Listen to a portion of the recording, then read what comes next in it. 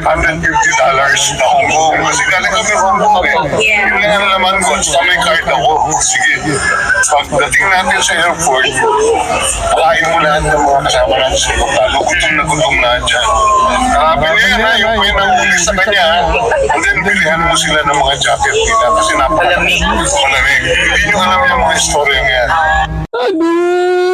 Bilan pa ng jacket at pakainin yung mga taong humuli sa'yo at nagdala dyan sa Dahig, Netherlands.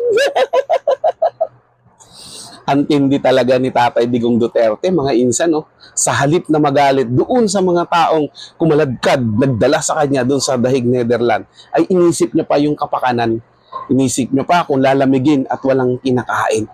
Ganun kagaling, ganun ka mapagmahal ang Tatay Digong Duterte sa mga Pilipino.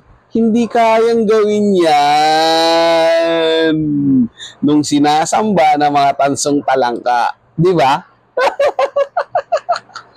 Ang tindi.